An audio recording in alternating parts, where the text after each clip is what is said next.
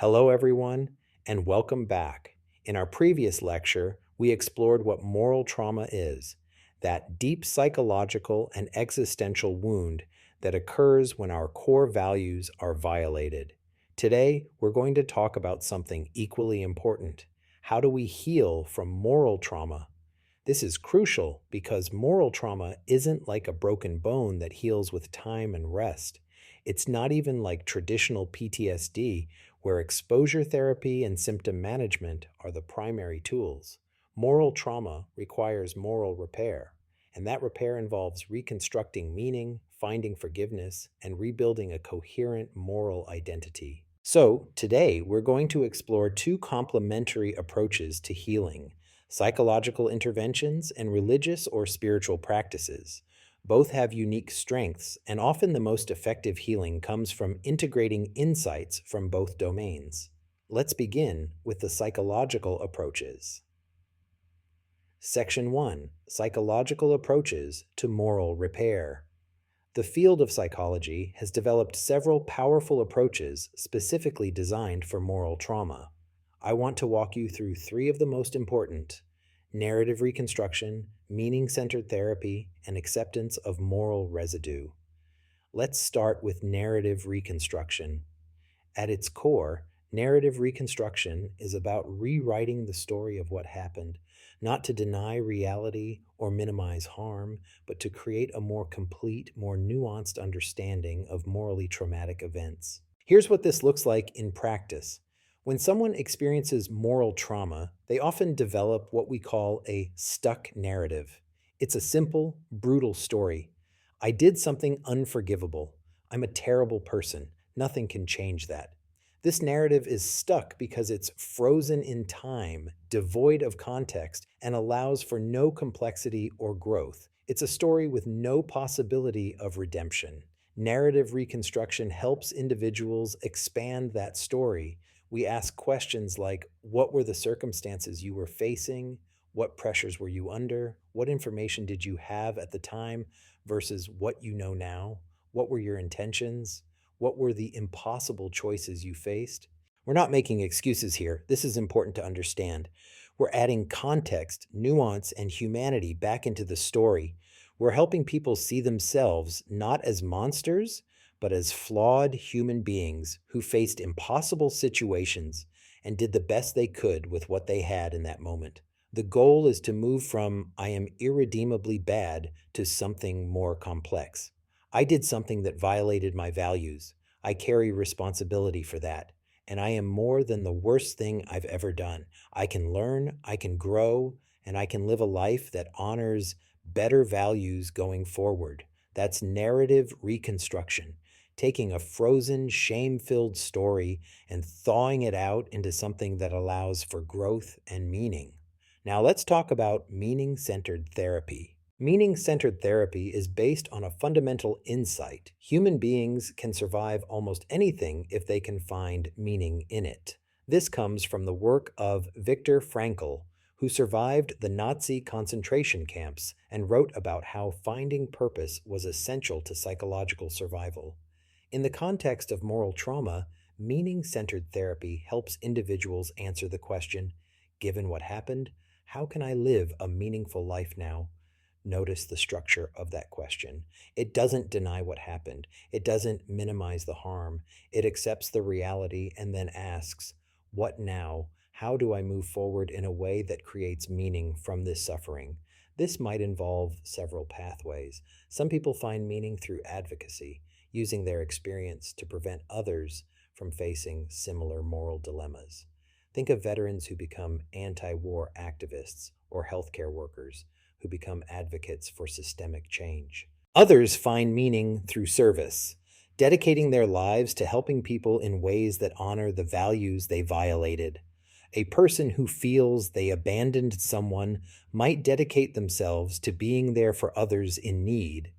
Still, others find meaning through bearing witness, telling their story so that others understand the real human costs of certain policies, systems, or conflicts. The key insight is this: we can't undo the past, but we can give it meaning by how we live going forward. Meaning centered therapy helps people construct a future that redeems not by erasing the past, but by building something good on top of it. And this brings us to perhaps the most psychologically sophisticated concept: acceptance of moral residue.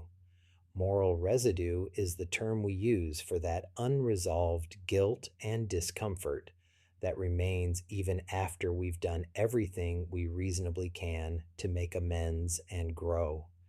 It's the emotional scar tissue of moral trauma. Here's the key insight: not all guilt needs to be eliminated. Not all moral discomfort is pathological. In traditional mental health care, we often treat distress as something to be reduced or eliminated. If you feel guilty, we work to resolve that guilt. But with moral residue, we're recognizing that some guilt is actually appropriate and even morally important. If you did something that violated your values, even in impossible circumstances, it makes sense that you'd carry some ongoing awareness of that. The question isn't, how do we make you stop feeling guilty, but rather, how do we help you live with appropriate guilt in a healthy way? This is radical and counterintuitive. We're saying that part of healing from moral trauma is accepting that you might always carry some weight from what happened, and that's okay. That weight can actually serve a purpose. It can keep you morally attuned. It can remind you of your values. It can motivate you to live better going forward. The pathology isn't in having moral residue, it's in letting that residue dominate your entire life, prevent growth, or convince you that you're irredeemable. Acceptance of moral residue means making peace with appropriate guilt while not letting it become toxic shame. This is psychologically sophisticated work. It requires us to distinguish between healthy moral awareness and destructive rumination. But when done well, it allows people to integrate their past into their present without being consumed by it. Section 2: Religious and Spiritual Interventions. Now, while psychological approaches are powerful, they're not the whole picture. For many people, especially those whose moral trauma involves spiritual or religious values, religious and spiritual interventions are essential for healing. Let me be clear, I'm not saying everyone needs religion to heal from moral trauma, but I am saying that religious and spiritual traditions have thousands of years of wisdom about moral repair, and we'd be foolish to ignore that. Let's explore 3 key spiritual interventions: chaplain-led moral injury care, rituals of lament, confession, and reconciliation, and the reintegration of fractured moral identity. First, chaplain-led moral injury care. Military chaplains and healthcare chaplains have been at the forefront of recognizing and treating moral injury. They occupy a unique space. They're not therapists, but they're trained in pastoral care. They understand both the psychological and spiritual dimensions of moral trauma. What makes chaplain-led care distinctive is that it explicitly addresses questions that secular therapy often avoids: questions of sin and redemption, divine forgiveness, spiritual worthiness, and the relationship between human action and cosmic meaning. For someone who believes they've sinned gravely, a therapist saying, "You need to practice self-compassion," might feel hollow, but a chaplain who can engage seriously with concepts of sin, atonement, and divine mercy can offer a kind of healing that speaks directly to the spiritual wound. Chaplains also understand tradition. They know the prayers, the texts, the stories from Scripture that speak to moral failure and redemption. They can connect a person's contemporary suffering to an ancient tradition of moral struggle and restoration. And crucially, chaplains can hold multiple truths simultaneously. What you did was wrong, and you are beloved by God, you bear responsibility, and you are worthy of forgiveness. This kind of both and thinking is essential for moral repair. Now let's talk about rituals. Religious traditions have developed elaborate rituals specifically designed for moral repair. I want to focus on three types: lament, confession, and reconciliation. Lament rituals allow people to grieve what was lost, including their own moral innocence.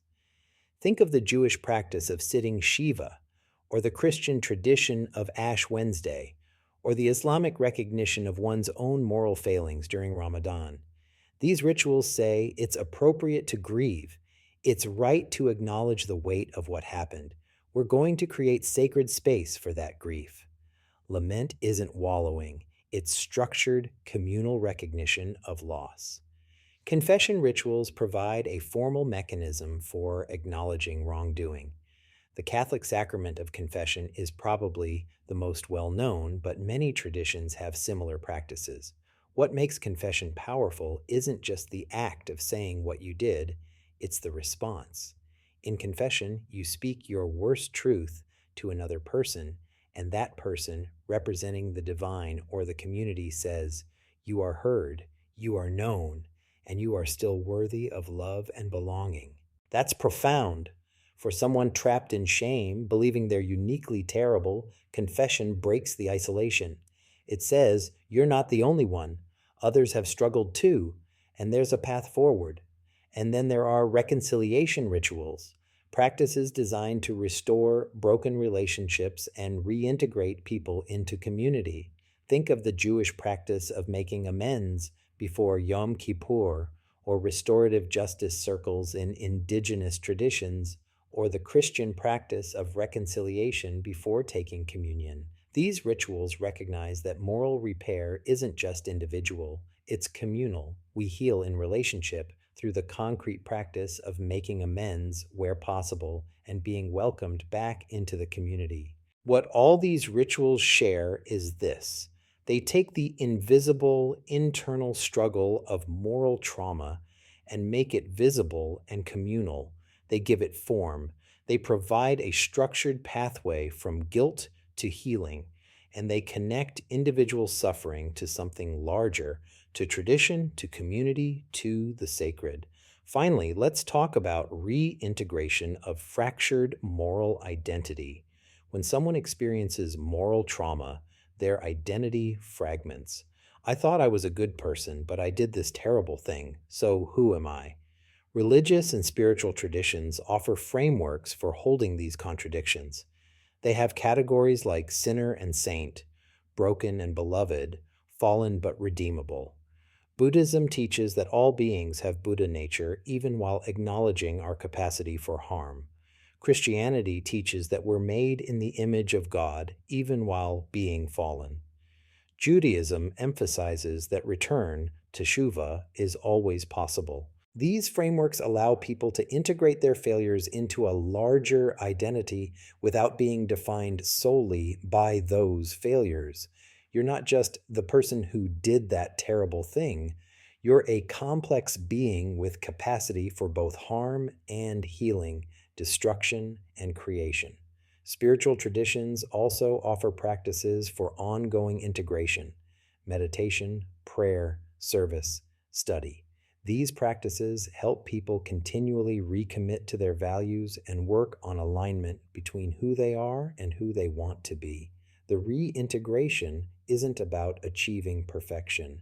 It's about becoming whole, integrating all parts of yourself, including the parts that failed, into a coherent identity that can move forward with purpose. Section 3: Integration, bringing it all together.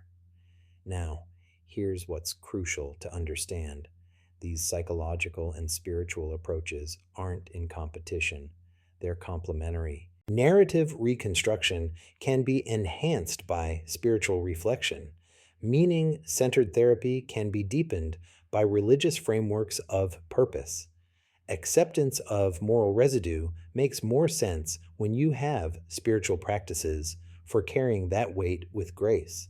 Similarly, spiritual interventions are enhanced by psychological insight. Understanding trauma, practicing self-compassion, recognizing cognitive distortions, all of this can make spiritual practice more effective. The best moral repair often involves both a good therapist and a good spiritual director or chaplain. It involves both evidence based psychological treatment and meaningful engagement with tradition, ritual, and community. Because moral trauma is complex, healing from it requires multiple approaches that address both the psychological and spiritual dimensions of human experience. Conclusion. So let me bring this all together. Moral repair and healing involves psychological approaches like narrative reconstruction, expanding your story to include context and complexity, meaning centered therapy, finding purpose in moving forward, and acceptance of moral residue, learning to carry appropriate guilt in healthy ways.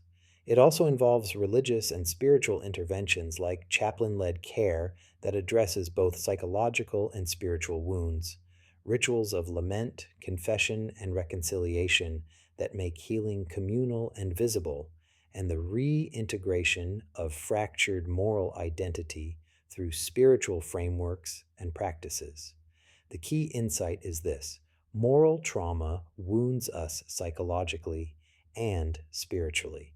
Therefore, healing requires attention to both dimensions. You can't think your way out of moral trauma purely through cognitive restructuring, and you can't pray your way out without also doing the psychological work. True healing requires both. For anyone struggling with moral trauma, I want to leave you with this: healing is possible. It's not easy, it's not quick, and it's not about erasing the past. But it is possible to move from being dominated by shame to living with purpose. It's possible to integrate your failures into a larger story of growth. It's possible to find meaning even in suffering. Whether you work with a therapist, a spiritual director, a chaplain, or all three, help is available. You don't have to carry this alone. Thank you for watching this lecture on moral repair and healing. May it offer hope and direction to anyone walking the difficult path from moral trauma toward wholeness.